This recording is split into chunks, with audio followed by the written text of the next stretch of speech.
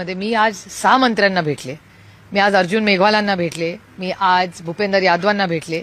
मी आज वाणिज्य मंत्री पियुष गोयलांना कांद्याच्या भावाच्या निमित्ताने भेटले. गोंधळ होता काल तर एकमेकांवर आरोप करण्यात आले. एकंदरीत अधिवेशनाबद्दल तुमची पहिली प्रतिक्रिया?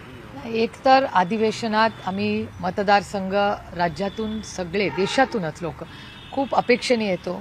राज्यातले देशाचे परराष्ट्र मंत्रालयाचे अशी अनेक गंभीर विषयांवर चर्चा करण्यासाठी एक पॉलिसी म्हणून आम्ही सगळे इथे येतो. आणि जेव्हा गदारोळ होतो किंवा चर्चा होत नाही तेव्हा आम्हाला खूपच अस्वस्थ वाटतं, कारण इतक्या लांबून आम्ही सगळे येतो. सगळ्या देशातल्या खासदारांचा मंत्र्यांचा वेळ, पार्लमेंटमध्ये होणारा खर्च, या सगळ्या गोष्टी अस्वस्थ करणाऱ्याच असतात. कारण का पार्लमेंट हे अर्थातच चर्चेसाठी आहे.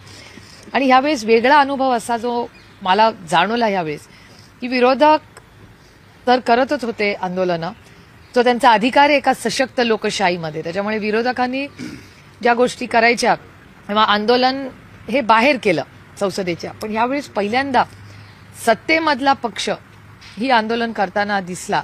हे खरं तर म्हणजे माझी सगळ्यांनाच दोन्ही बाजूंना विनंती राहील की एका सशक्त लोकशाहीमध्ये चर्चा ही झालीच पाहिजे. मतं वेगळी असणं ही ह्याच्यात काही गैर नाही, पण पार्लमेंटरी अफेअर्स मिनिस्टरची ना माझी विनंती राहील की पार्लमेंट चालवायची जबाबदारी ही सत्ताधारी पक्षाची असते आणि सत्ताधारी पक्षांनी पुढाकार घेऊन चर्चा केली पाहिजे. कारण का शेवटी संसद ही चाललीच पाहिजे. सर्वसामान्य मायबाप जनतेचे प्रश्न सोडवण्यासाठी इथे आम्ही येतो आणि त्याच्यामुळे सरकारने याची जबाबदारी घेतलीच पाहिजे. दुर्दैव आहे की या बाबतीत मला खूप प्रांजळपणे सांगावं लागेल या देशातल्या मायबाप जनतेला की यावेळी सरकार हे अपयशी ठरलेलं आहे संसद चालवण्यामध्ये. एक महत्त्वाचा प्रश्न निर्माण झालेला आहे की इंडिया आघाडीच्या आंदोलनामध्ये चर्चा अशी आहे की राष्ट्रवादी काँग्रेस पक्ष हा अलिप्त राहतोय. असं आहे का? वास्तविकता काय आहे? आम्ही रोजच आहोत. तुम्ही तुमच्या कॅमेरामॅनला विचारा. तिथे सगळ्या आंदोलनात रोज आम्ही तिथे सगळेच हजर असतो. आणि त्यानंतर अजून दुसरा एक महत्त्वाचा प्रश्न आहे. दुसरा महत्त्वाचा प्रश्न, काल तुमच्या 2 प्रतोदांनी अजित पवार यांची भेट घेतली. चर्चा सुरू झाली आहे की दोन्ही पक्ष जवळ येत आहे म्हणून. नाही, एका सशक्त लोकशाहीमध्ये मी आज 6 मंत्र्यांना भेटले. मी आज अर्जुन मेघवालांना भेटले. मी आज भूपेंद्र यादवांना भेटले. मी आज वाणिज्य मंत्री पियुष गोयलांना कांद्याच्या भावाच्या निमित्ताने भेटले.